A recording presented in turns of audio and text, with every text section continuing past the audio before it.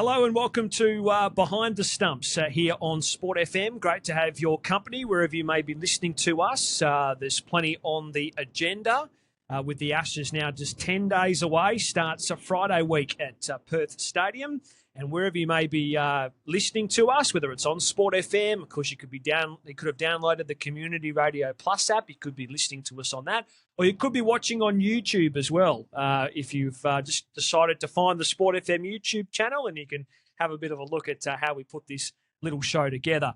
Now, of course, today's guest, a man who played 67 Test matches for Australia, played a number of first-class appearances, over 230 first-class appearances across Victoria, Tasmania, played a lot of county cricket as well. Our special guest tonight is Peter Siddle on the show, and we're looking forward to catching up with him shortly. Now, the show's all thanks to great partners, Bailey's Grovesorb, ensuring WA Sports Turf absorbs every drop this summer, and also Cedar College, happy, healthy, high-performing students. That's Cedar College WA. Great to have them on board as well, Behind the Stumps. My name is Jack Crawshaw. I've got former South African Test cricketer, HD Ackerman, alongside me, along for the ride again. Hello, HD. Jack, we're getting closer and closer to the 21st of November. The excitement is building. The controversy is building. Everything's building. Well, I thought you personally might have actually skipped the Ashes series and moved straight to Christmas, because behind you is an advent calendar on the wall, and I just thought that you might have already been counting down to Christmas, HD, rather than actually the Ashes itself. Well, there's also the Burj Khalifa's in the background there as well. But no, I'm actually in my son's room, because it's the quietest room in the house. So that is his advent calendar. Right. Yeah, and he's at school. Don't eat any of the chocolates. They'll know. People know very quickly. Don't worry about that. Hey, Peter Siddle coming up shortly. Great to chat with him. Can you believe that is 15 years, 2 weeks' time to today, that Peter Siddle took the Ashes hat-trick on his 26th birthday? 15 years. 15 years since he hit Stuart Broad on the toe, and we went upstairs and had to wait with bated breath before Broad could make his way off the ground. No, and what a performer he was for Australia. I mean, again, I always have to speak from an opposition point of view, because when Siddle was sort of at his peak, I was living in the land down, when I say down under, not here, I was in South Africa.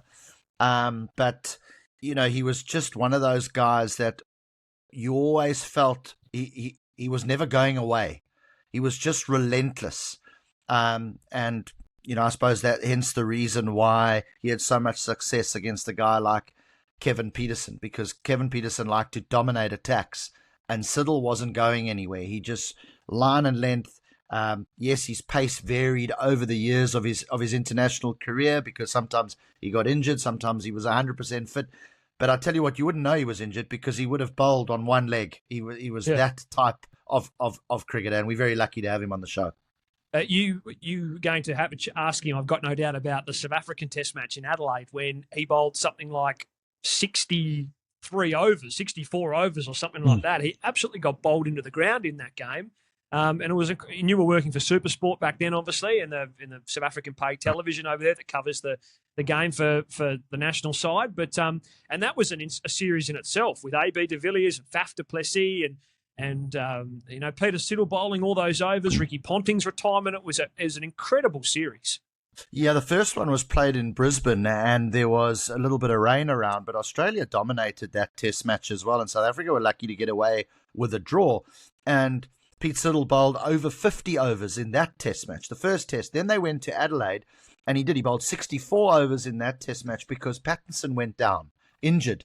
And so he had to carry that workload, and he did. He bowled and bowled and bowled to try and win Australia that Test match. South Africa did something strange. They just blocked for an entire day, got through that Test match, and then went to Perth and dominated Australia to win the series 1-0 after they looked as though they were going to lose the first two. And that's where, you know, AB de Villiers got runs, Hashim Amla got runs, Graham Smith got runs, and the man that everyone wanted to get runs, Ricky Ponting, didn't get runs. He was caught at slip off Robin Peterson, the left-arm spinner, and made his way off the whacker, which was a sad moment, not only for Australians, but just cricket lovers around the world, because what a player He was. So it was a very memorable series for me because I actually came over here. Supersport sent us over to commentate because they had a numerous amount of complaints about the parochial Australian commentators.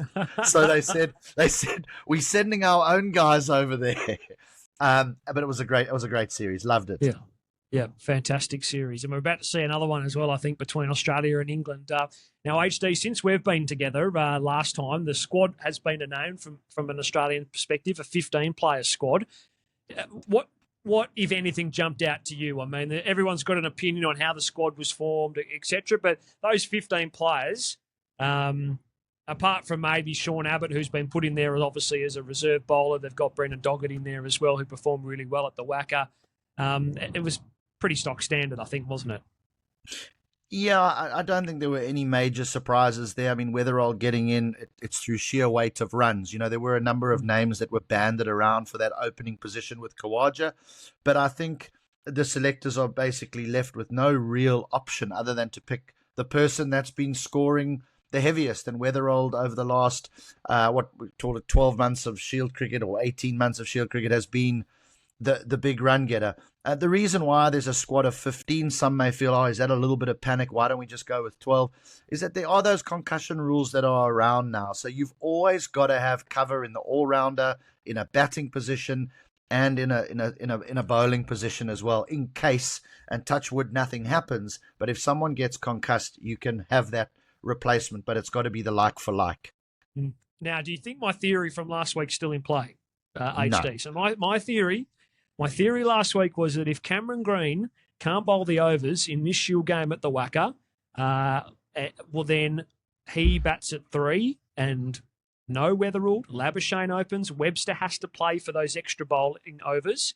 And then if Green can get through these overs at the Wacker this week, and then he pulls up okay, well, then he bats at 6, Weatherall at the top, and Webster might miss out. That's my theory. It all depends on whether Cameron Green can bowl overs. Well, it's spinning like a top at the Wacker, so Cameron Green's not going to bowl any overs. It's going to be Connolly and Rockacholi that are going to bowl. And then the selectors aren't going to know what to do. No, I'm only playing. No, actually, I don't think it's going to materialize there, Jack. I think your prediction is going to be wrong. I think that by picking Weatherall, what is he, 31? He just adds to the number of 30-year-olds and 30-plus-year-olds in the Australian starting 11. I think that he will open the batting. I think that Labuschagne will bat at 3, and I think it is a straight shootout between Green and Webster. That's just my opinion. I think that it's unfortunate on Webster because he's been great for Australia. He's when they went to Sri Lanka, he did okay, but you never want to bat where he bats in Sri Lanka. You want to bat in the front 3. You don't want to bat 7 and 6 and 8 in Sri Lanka with the ball spinning like a top.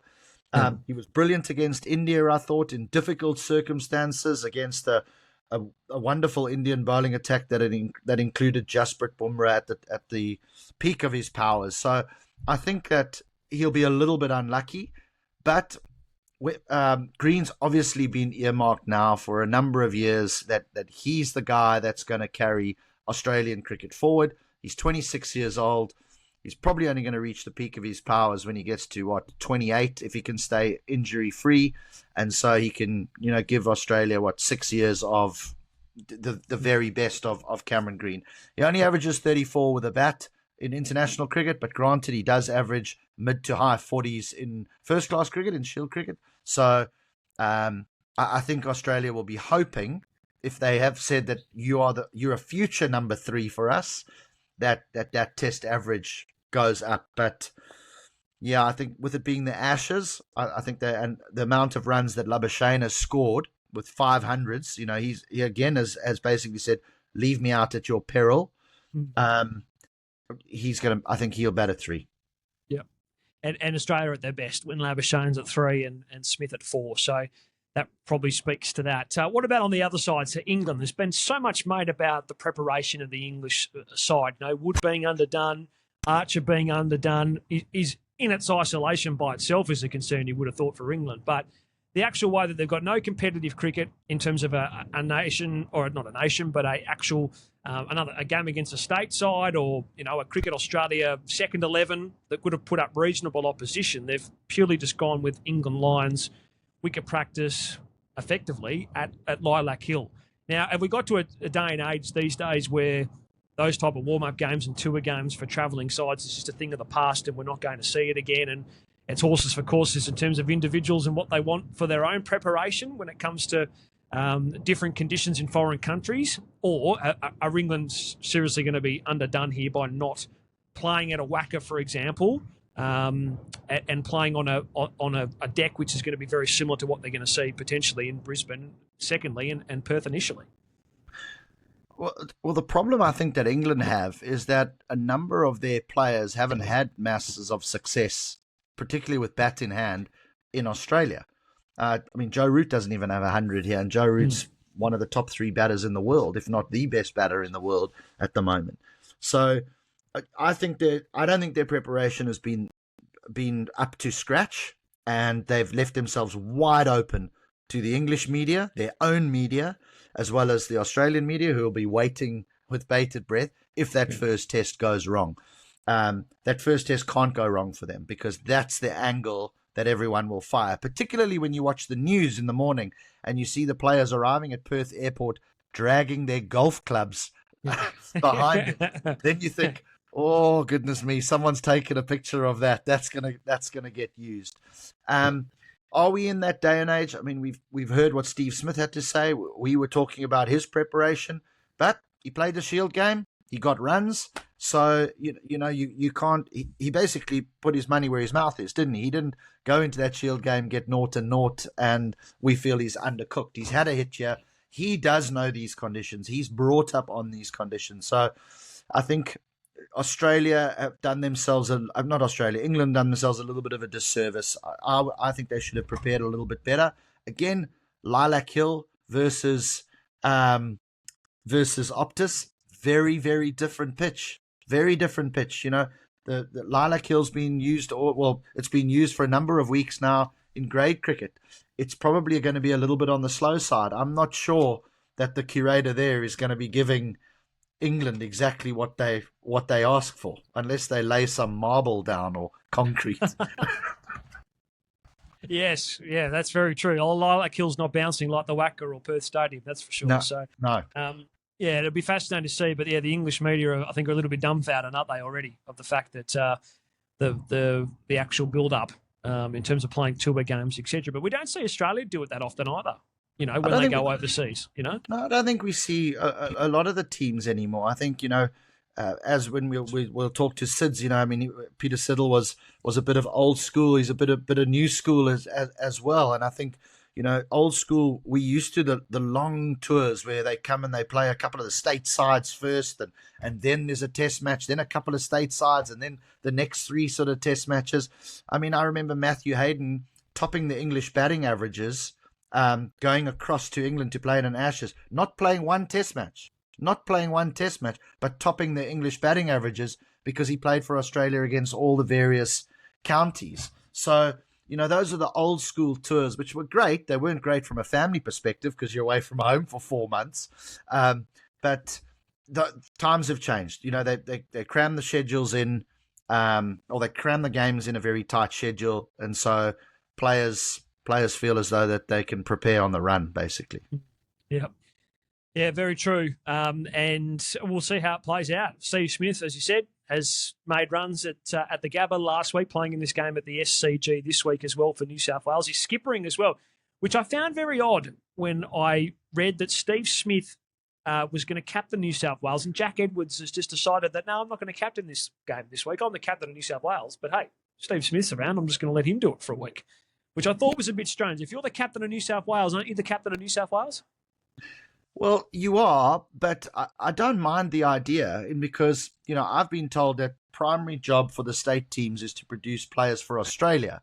That's what I've been told. Then the second objective is to win trophies for the state. Now, there's absolutely no doubt in my mind that as a captain, if you haven't done it for a while, it can also feel a little bit strange when you walk out for the first time and suddenly you're asked to make a decision here, get a feel.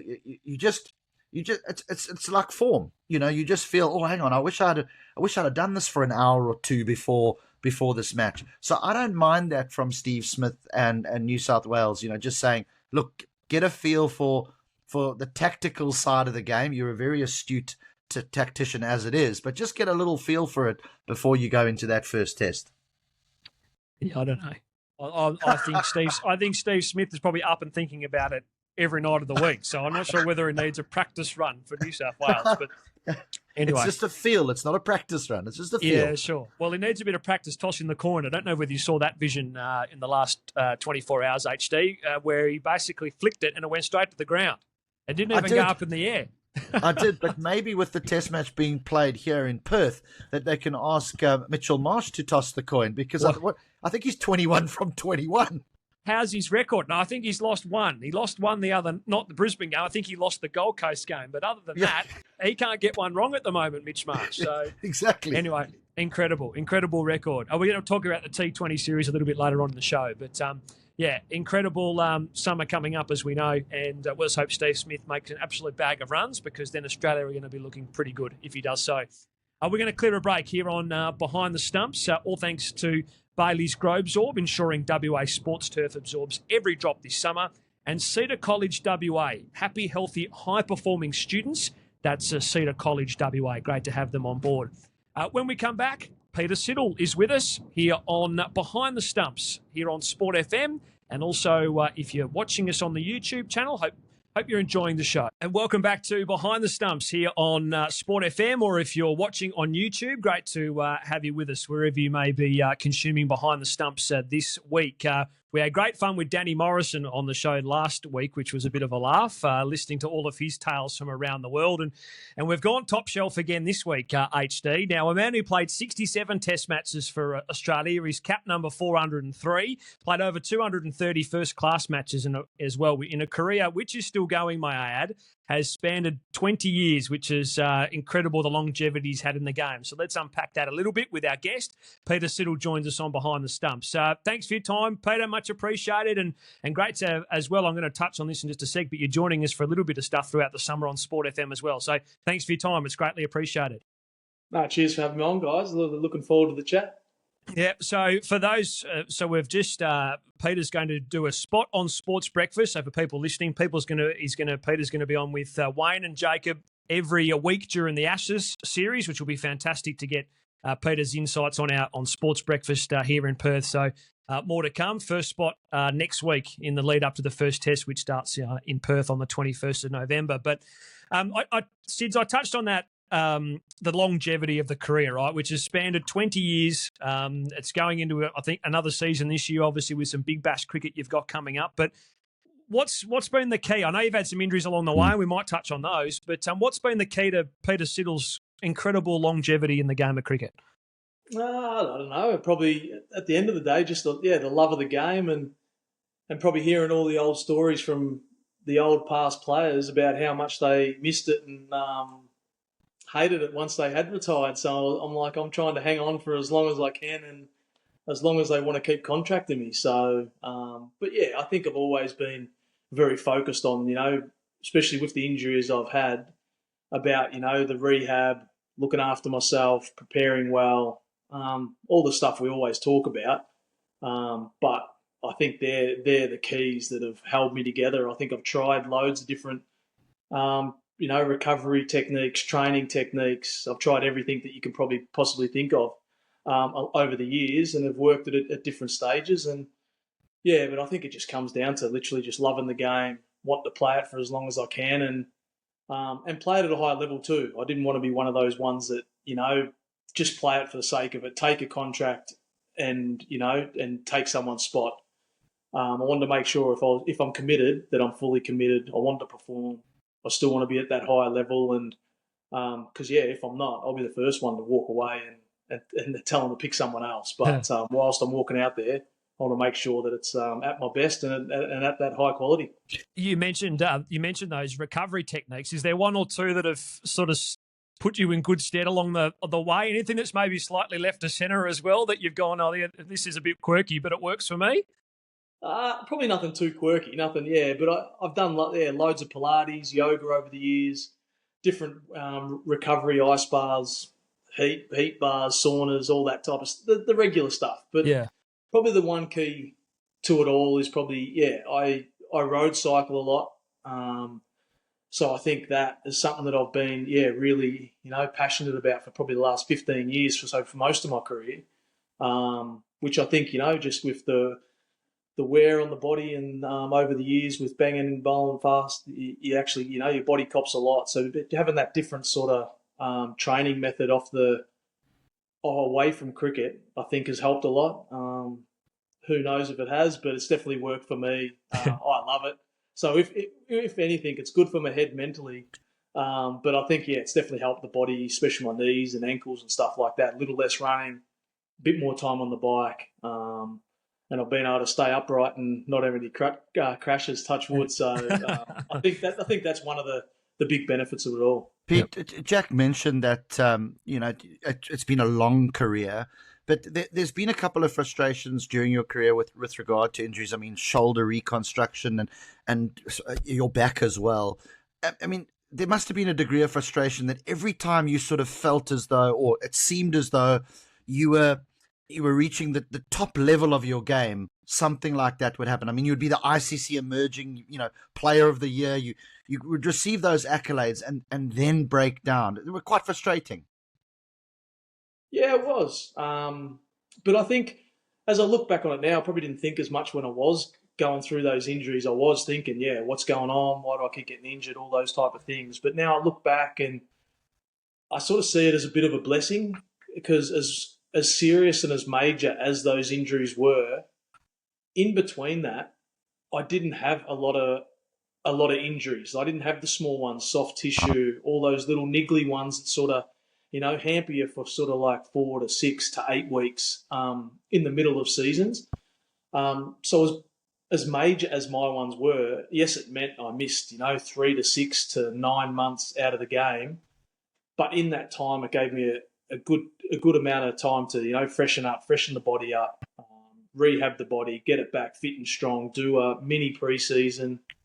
So it gave me that opportunity to really freshen the body up, get it back on track. So then when I went again, I could go at 100% and for a long period of time. So yes, as frustrating as they were, I sort of look back that they were a bit of a blessing, because in between each one, it nearly was about 4 or 5 years. So it was sort of like, that I'd have good, consistent cricket. Like, it was annoying that, maybe I was hitting my straps, but I think they all tended to come at a pretty good time. I didn't miss too much important cricket. That's all important, but the big series and stuff like that.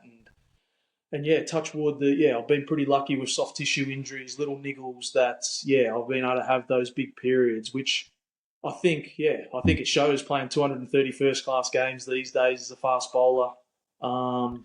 Is the same thing, that I've still been able to play a lot of cricket, even with missing probably up around 3 years of cricket with injuries. So it's been great. We don't want to sort of harp on the whole injury thing, but what's quite a hot topic at the moment is workloads. Now, I know that you've sort of been, your start of your career, I suppose we could classify as old school, and where you are now is new school. What's your take on workloads? Yeah, it's definitely tough, because I am very much old school. I played that many first class games because I was willing to finish in Australia and go straight to England for a fair chunk of my career. So for me, it was literally always about bowling. I know I had my issues when I was young, but it might have affected me then. But then as I got into that sort of early 20s to mid 20s, the body was hardened and I was able to play a consistent cricket pretty much up until now. So I think, it's hard. You want them bowling enough to harden that body, but then you want to put them in cotton wool. I think it's a hard catch these days. Obviously, technology coming into play and sports science and everything, but definitely for me, my body was able to hold up to an extent. Like I said, I had major injuries, but in between, I was pretty strong and resilient. That I was able to sustain that extra workload and push the limits, and it definitely hardened me up and got me to a good point. But I think, it's definitely going to be. I think we go with one plan these days, which is we put them in cotton wool and we take it easy with them. But I reckon it's got to be more individual based. There is going to be individual players that have stronger bodies, they develop better, they can handle more stress. So maybe we can push them harder. I don't think we look at that as much, as probably rather than we just go with the one philosophy, and that's we'll ease into it these days. So it is frustrating. I see both sides of the picture, but I would like us to potentially if a certain body or individual is up to it, why not we push the limits and see what we can get out of them. Peter Siddle's joined us on Behind the Stumps, and now because you're doing some coaching as well, you probably see it both sides of the fence now, Sids, more so than you ever have. So we might get into the coaching bit in just a sec. But you're a major advocate for domestic cricket and have been for a long period of time. And we at Sport FM, travel around the country commentating on WA matches, which is just incredible. But you're also a major advocate for county cricket as well. I think you played for 5 different counties over a long period of time. What was it about county cricket, its appeal, and then the challenge that made you keep going back and playing in that Australian winter for all those years? I think just like I said, I love cricket, so I love playing, I love bowling, so it meant that I could play more cricket. Secondly, I just love England. I love it as a country. I love the different cities. Like you said, I've played for a few different teams, but travelling around. But even then you've got the Europe travel as well. You're close to all the other European nations. So if you want a quick little trip here and there to freshen up, it's great for that too. But I think the county grind, everything that was involved, I just loved, and I loved my opportunities over there. Played for some great counties, had a lot of great success at different counties, and enjoyed it. And I think like you just spoke about, HD, about the bowling workloads and stuff like that. That just grind of learning how to, go through the different levels of intensity throughout matches, different conditions of wickets, when to crank it up, when to hold back. Like I learnt a lot about bowling more so over there than I probably did here, where it's just, grab the ball and just run in 100% and try and bowl fast. Yeah. I think I've got a lot of my skills and a lot of things that I pass on now. I learnt, playing county cricket. I learnt chatting to different individuals, whether it was, Stuart Broad I was lucky to play with, or different other county bowlers at different teams, that you pick up a lot. And that's definitely stuff that, at the back end of my career, I used a lot of and had a lot of success with. Jukes or Kookaburras? I'm sponsored by Kookaburra, so I'll say Kookaburra.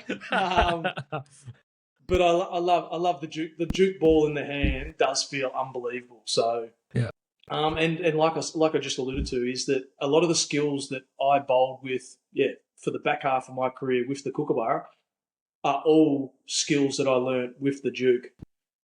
They're both very interchangeable. As much as they say, we've got to use Duke in Australia to test it out, and the Kookaburra in England, like they had over the last few years.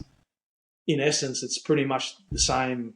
That's the same ball to use. You can use the same skills, all that type of thing. But I think the big one in the difference in the countries is what I spoke about, the intensity levels and how to attack each sort of session depending on wicket conditions and all that type of thing. So, but both balls. I actually see there's just been an announcement that they've binned the idea now of the Kookaburra over in county cricket. But I can only echo your sentiment. I mean, Jack would have heard me say it over and over again in the Sport FM commentary box that I think the likes of Cooper Connolly and Sam Constas I think their agents should be onto counties right now saying, can we go and play a couple of winters over there? Because you start to learn your game, understand your game. You say you play on different surfaces all the time.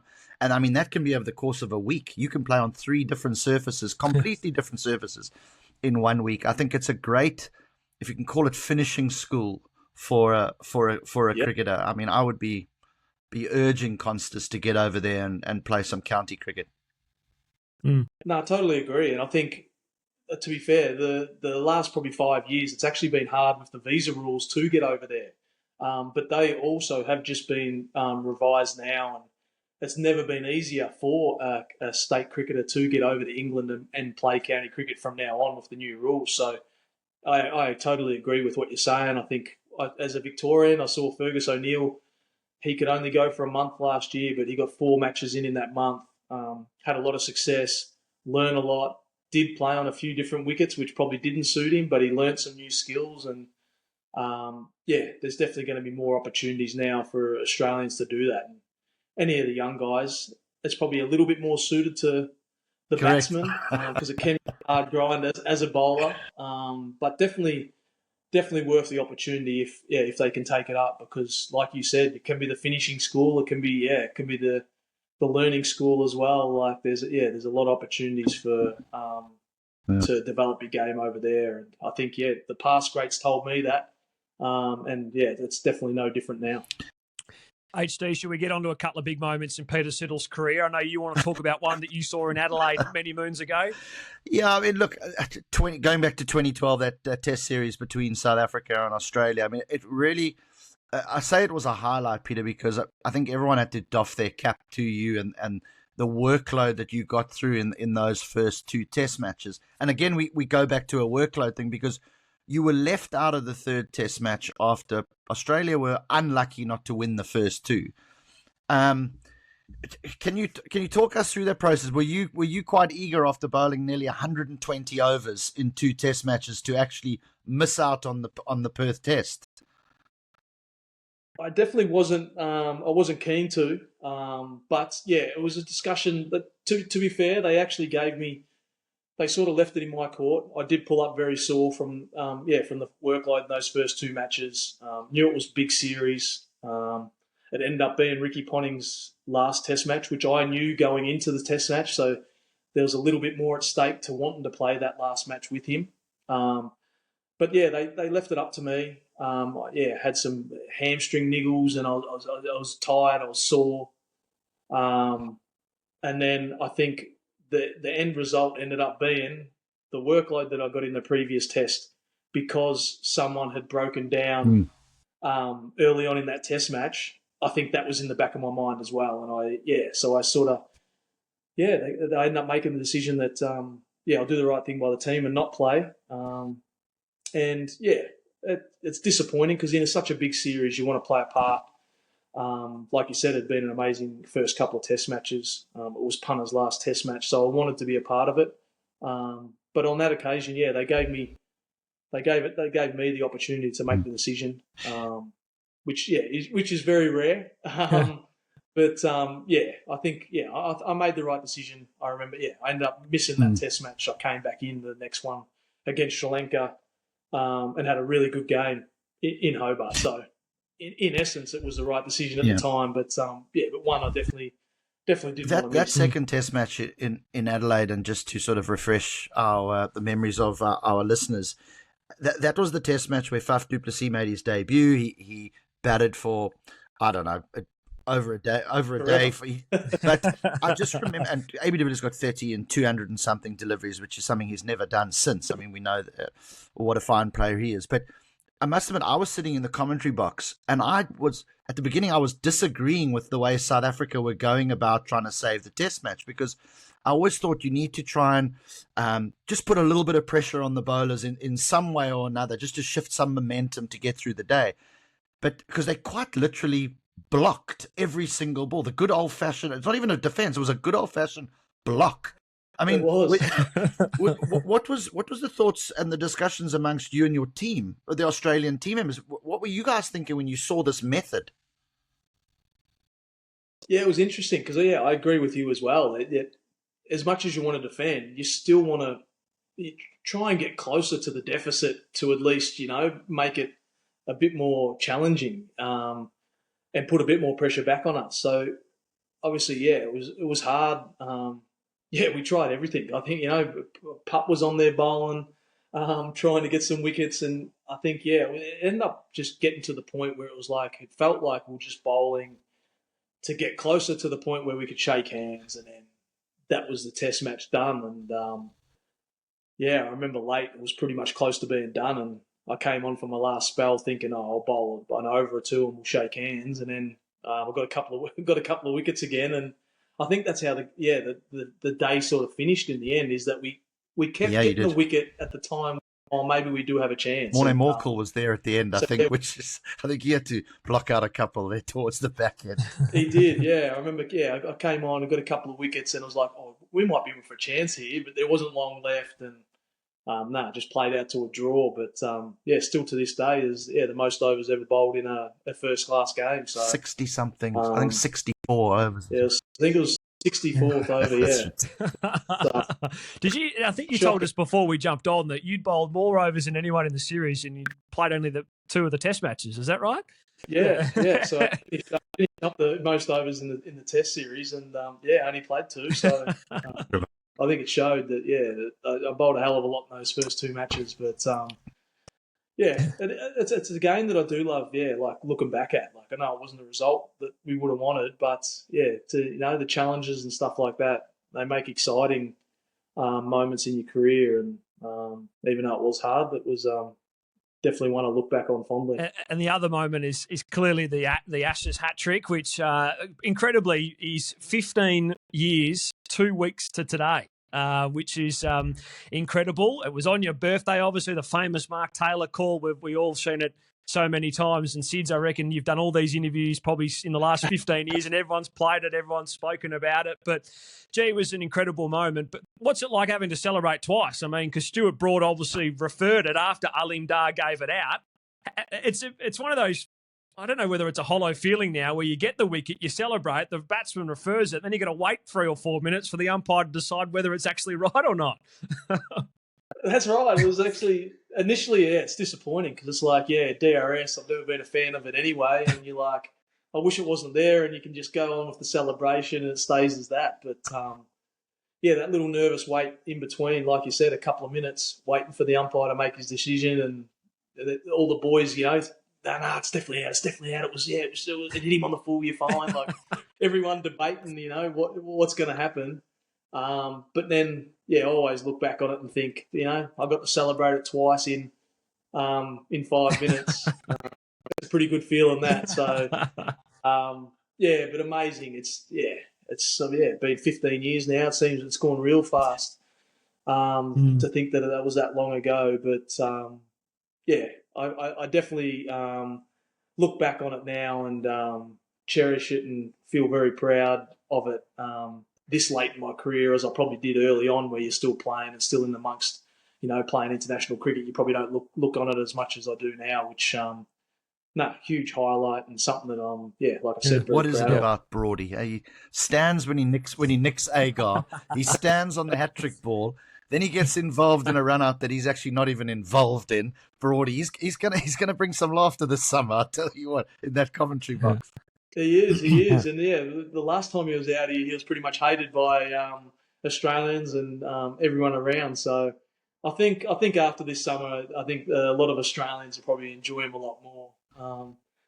It's off the field, so we probably are going to enjoy him a lot more. I think it was the on-field that we didn't like, but he'll bring some good banter. But it's not a bad 3 wickets to have in your hat trick. Peter Siddle. Sorry, Jack. I don't know if he told you the last time that he was out here, Broady, is that people had made T-shirts with his face on it, saying like "We hate Stu." I don't know if he told you the story where he was walking with his mum or something in Sydney.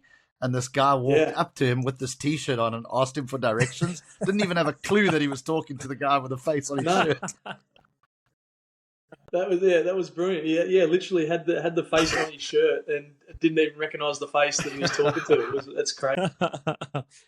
Peter Siddle's with us on Behind the Stumps. So let's get into the modern day stuff and what's coming up in these 5 Test matches. Sids, and then we'll get on to obviously what you're doing these days. But we're revolving the whole team around one person. It seems like Cameron Green, the Jack Callis-like Cameron Green is the man that we're all sort of waiting to see whether he can bowl in this game that starts or has started Tuesday, of course, Sheffield Shield. But talk us through how important are these overs? So how important are these 10 overs that Cameron Green, 12 overs that Cameron Green might bowl in the game, which is which is the reason why we're waiting to see what the makeup of the team will look like. I think they're huge. I think I probably didn't, before the squad was probably put together and announced, I probably didn't think there was that much of not a worry, but there was that much of a decision to be made. I think most people initially probably thought Marnus will just open, they'll keep Green at 3 and Bo Webster will stay at 6 for the interim. But it seems, with how they picked the squad, the chatter that's come around after that is that, I'm more on leaning on that now. Weatherwood is going to open. If you're going to have a 30-year-old in the squad, 31-year-old in the squad, you're probably not going to bring him in to, carry drinks or, get some experience. I wouldn't have thought. But so, you assume he's going to open with Uz. Marnus then goes back to his normal position at 3. And it does, it seems like that with all this talk about his overs and how he gets through it, is that the position up for debate is, Green and Webster at 6. So I think, it's going to be a huge couple of days.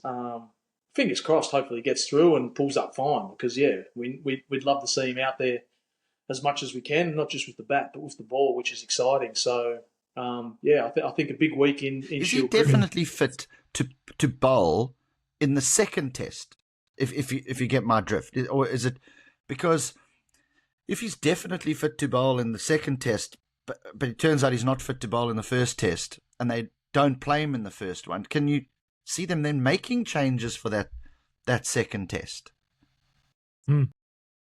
Yeah, it's a big one because the second, so that's the big answer, I guess. I guess that's the luxury though that they're probably at the minute is the fact that they've got two reasonably fit all rounders, which sometimes you don't usually have, and we haven't always had it at our disposal. So it's definitely a luxury. You'd assume, if he gets through enough overs this week, he's definitely going to be, like you're saying, actually fit enough for the second test. That's guaranteed. But where it fits and how it goes, who knows? But Bo Webster's done a great job at number 6 in the interim. Why Greeny's been up the order? So I don't think they can. You're not going to lose out with whatever decision they make between those two, if it is between those two for the number 6 spot. It's a tough call on Bo Webster. I think he's really done well since he came in. He has, and I think he's actually stood up when we've been in trouble. His best games haven't been the ones which have been batter friendly or stuff like that. The best innings he's played have been ones to save us and get us back on track and put us in good position. So it would be disappointing. I know he's spoken a lot about it. He should have done better in those games and made that 100 and cemented the spot a bit more. But I don't think we can downplay the efforts that he put in those innings that he did play because they were tremendous. They've also got some question marks though, I would imagine, over there starting 11. How do you see the whole Archer-Wood partnership panning out? Will they ever be a partnership? Would they throw the kitchen sink at Australia in that first test in Perth?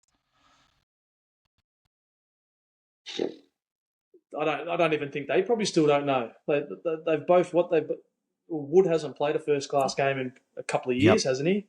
So that's a worry in itself. Coming to Perth, and then Archer hasn't played a lot of cricket in general over the last 18 months either. So as a fan now, because I'm not obviously playing, and as a fan, I'd love to see them both, play that first test, go full firepower and launch it at the Aussies, because that's, as a cricket fan, that's what you want to see as a fast bowler as well. I want to see that. That's exciting stuff. But, can they risk it, both of them in the same match? We spoke a lot about those injuries and the overs other bowlers can bowl. Could it ruin the other partners that are in that squad if they break down? So, there's a lot of pressure. Are they just going to... I think they'll probably end up just trying to split them up and use them as their strike weapons and go from there. But, I'd love to see them just launch them at the start and see what happens. Sid's, just in closing, what you're doing these days. So Big Bash preparation, obviously, is at the forefront of your mind. You're doing a bit of coaching as well. Tell us how you've enjoyed that experience. Yeah, it's been different. I think, just learning how to how to be the coach and not talk to them as a player and sort of tell them what to do. You sort of need to, advise them and help them out and guide them to finding, what works best for them. So it's been fun, but pretty much, do my bowling prep to the boys. I'm still pretty much training with the Vics. I bowl in the nets, get my skills done in preparation for Big Bash later in the year, and then, pull on the jacket and help out with the coaching, which has been great. But, I've worked across the women's team, men's team, travelling across to Perth early December with the under-19s to help out there for the carnival, which I'm looking forward to. So, it's been a nice little transition into getting a feel for it and seeing if I enjoy it. And to date, it's going okay. Still playing Big Bash, obviously. And I know you did your stint over in the UK playing county cricket, but are we going to see Peter Siddle in one of these thousands of T20 leagues around the world just to sort of T10. cap it off? T10. Yeah, maybe, yeah. Like I've played the last couple of years. I've played the Masters one in England, which has been fun. I actually went and played a T10 in Canada, about 3 weeks ago, which was still a professional one, not a Masters, not an old boys one. So that was fun. I think it'll just see, I think, like I said to you boys before we came on air, was that I'll see how I go through the Big Bash. I think this is the first time I've had to prepare with no proper structured cricket around it. Yes, I can still train and get that done, but not playing consistent high-level cricket. So I think that's going to be the big test this year in the Big Bash is, can I stay at that high level and be able to compete, which I think I can. But, you don't know until you get there. And I think if, it goes well during Big Bash, then it's maybe, throwing my name in the hat and a few of the things that pop up over the next in the off season, and just see if anyone there grabs me in those. Because like I said, still love bowling, still love playing. Just really got sick of fielding, so had to get rid of first class cricket. But loving the excitement in these these white ball small tournaments is a hell of a lot of fun. Yeah. T10, plenty of money to be made in T10, and have to bowl a couple of overs. That'll be exactly right. Yeah. Hey, good on you, Sid. Thanks for joining us on Behind the Stumps. As I mentioned, you're going to be on throughout the Ashes with Jacob and Wayne, so we're looking forward to your insights on the game. But appreciate your time here on Behind the Stumps, and good luck in the Big Bash as well when you get round to that. Cheers, guys. No, I appreciate it. A lot of fun, and look forward to the summer. Let's go. Great to have him on. Peter Siddle with us. We're back with more on Behind the Stumps coming up on the other side of this short break. Behind the Stumps here on Sport FM. Great to chat with Peter Siddle on the show. We didn't ask him about the bananas, HD, but I thought we've asked him about the Ashes hat trick, which has been asked probably in so many interviews over a long period of time that I thought we'd go without the bananas this time. But great to chat to him. Behind the Stumps, thanks to Bailey's Grovesorb, ensuring WA Sports Turf absorbs every drop this summer. And great to have Cedar College WA on board. Happy, healthy, high-performing students. That's Cedar College WA. But he was just someone who could just keep charging in, Peter Siddle. And he never gave the opposition anything, HD. And you would have known that through watching him in the commentary box over a number of years. Yeah, and he must have been a great guy to captain as well, because you knew exactly what you were going to get from him day in and day out. It was never half a performance. He always gave absolutely everything he had, and nothing typified that more than that Test series against South Africa in 2012. I know that when he didn't play that last Test match, there was in Perth, which Australia lost to South Africa. His new vegan diet came up for a little bit of debate, and people said you need protein, you need this, you need that. But he bowled over 120 overs in 2 Test matches. I don't care how much red meat you eat. Your body is under pressure. He carried the bowling attack in Adelaide single-handedly, and he was broken. I mean, we knew then he wasn't going to play that Test match, because when we saw him walk off that field, you knew he didn't have another ball in him. He couldn't go any further. Yep. I think I was making some notes a little bit earlier today for the show. Did Colin Croft do it for a while? He was vegan for a little bit, for about 18 months, I think, and he didn't have the energy levels, I don't think, so he sort of moved on from it. But he was someone else, I think, had tried it over the journey. I'm not quite sure, but I do know Yeah. that there's a famous prop forward in rugby union who will remain nameless who said, "You don't win World Cups with salad." Yeah. That's very true. That's very true. HD, yeah. T20 series, unfortunately, from a final game perspective, it was a washout there in Brisbane. India win the series 2-1. Australia, I think, have still got a little bit. I mean, there's a fair bit of time to go, naturally, before the next T20 World Cup. But there's some really good signs, and there's probably some areas as well that the Aussies will probably really want to fine tune in the next 12 months or so before that tournament comes up. Sure, I mean, that World Cup is not far away. That T20 World Cup is it less than 12 months, isn't it? Yeah, it's early next year. I was going to say, it's only about February. 5 or 6 months away. Yeah. But you've been talking throughout the show around preparation. You spoke a little bit earlier in the show around England's preparation, Steve Smith's preparation.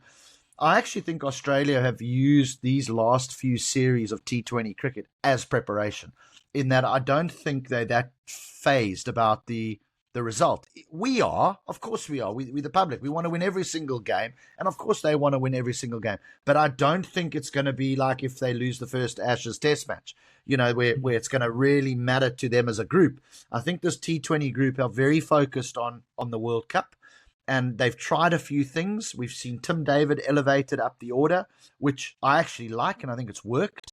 And we've seen Mitchell Marsh just chasing all the time, almost, and there would be times when there's no doubt that there would be times we would say, let's have a bat first. But I think they've put themselves under sort of World Cup pressures, if you can call it that, and they are trying different things. And so I don't think they're too bothered about having lost the series. I think they'll have a better understanding of where they are and what they've got to do over the next couple of months from a T20 perspective, because the World Cup is the focus. That's coming up, as you said, early next year. Mitchell Marsh will lead the way from an Australian perspective, which is really exciting, the brand of cricket that they're playing under Mitchell Marsh. HD, good to chat, as always. This time next week, you're going to be in Nepal? Nepal. Correct. Nepal. You're going to Nepal next week, which is exciting. What tournament are you covering there? So I was very fortunate enough to do their first T20 tournament, league tournament last year.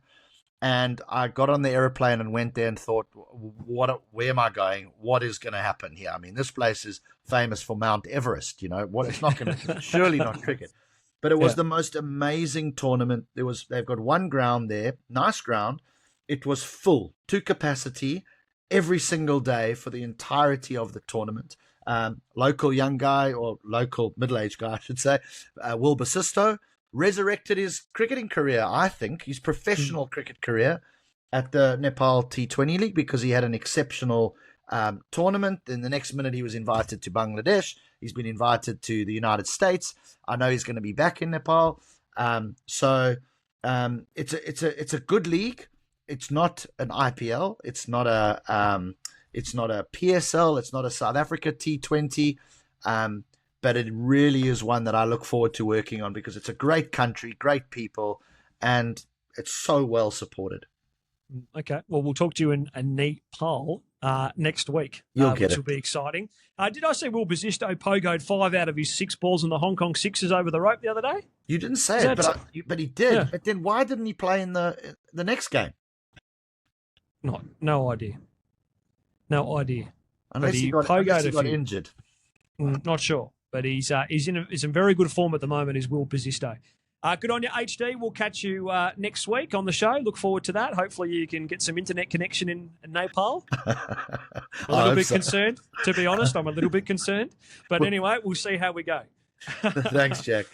Well, there he goes. HD Ackerman, of course, the show Behind the Stumps. It's all thanks to station sponsors Bailey's Grobesorb, ensuring WA Sports Turf absorbs every drop this summer. Paul and Dave at Bailey's Commercial, great supporters of Sport FM. And Cedar College WA, headed up by Rocky Collins, their principal, and their head of business development, Andrew Howie. Happy, healthy, high-performing students. That's Cedar College WA. Great to have them on board. We look forward to your company next week here on Behind the Stumps.